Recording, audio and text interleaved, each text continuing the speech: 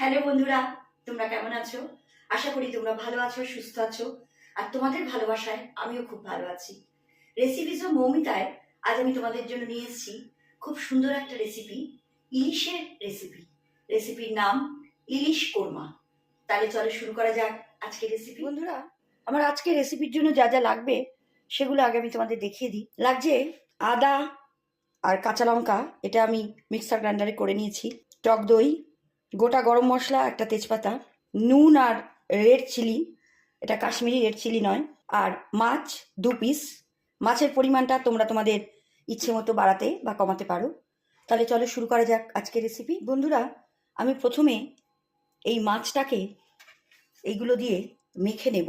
টক দই, আদা, কাঁচা লঙ্কার বাটা, আর দিচ্ছি নুন আর রেড চিলি।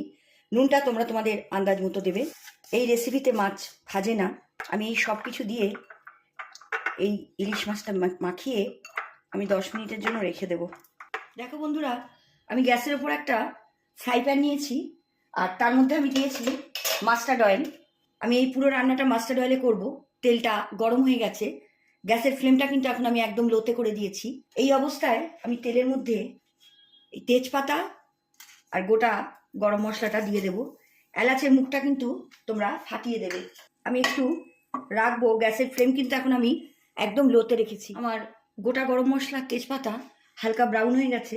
গ্যাসের ফ্লেম কিন্তু আমি মিডিয়াম টু লোয়ের মধ্যে রেখেছি, হাই করিনি।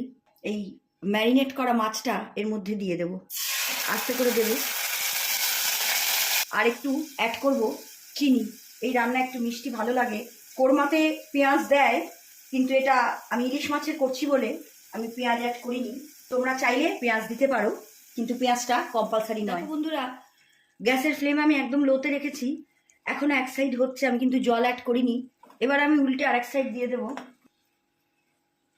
এবার কিছুক্ষণ আবার হতে দেখো বন্ধুরা, আমার 2 সাইডই হয়ে গেছে।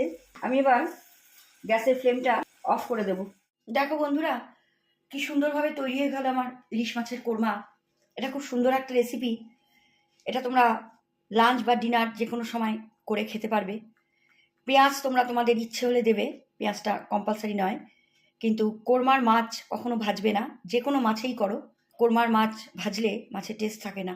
দেখো, তোমাদের আমি একটা স্পুন দিয়ে দেখাচ্ছি, ভেতরটা পুরো সেদ্ধ হয়ে গেছে। তোমরা অবশ্যই বাড়িতে এটা ট্রাই করো। আমার আজকের রেসিপি এখানেই শেষ। তোমাদের যদি আমার আজকের রেসিপি ভালো লাগে, তোমরা আমার চ্যানেলটাকে ফলো করো আর লাইক কমেন্ট করো। তোমরা চাইলে আমার ইউটিউব আর ইনস্টাগ্রামেও ফলো করতে পারো। আমার লিংক আমি আমার প্রোফাইল ডেসক্রিপশন বক্সে দিয়ে দিয়েছি। তোমরা ইউটিউবে আমার চ্যানেলটাকে ফলো করলে অবশ্যই সাবস্ক্রাইব করো, আর পাশে থাকা বেল আইকনটা অন করো, যাতে নতুন রেসিপির নোটিফিকেশন তোমরা খুব তাড়াতাড়ি পেয়ে যাও।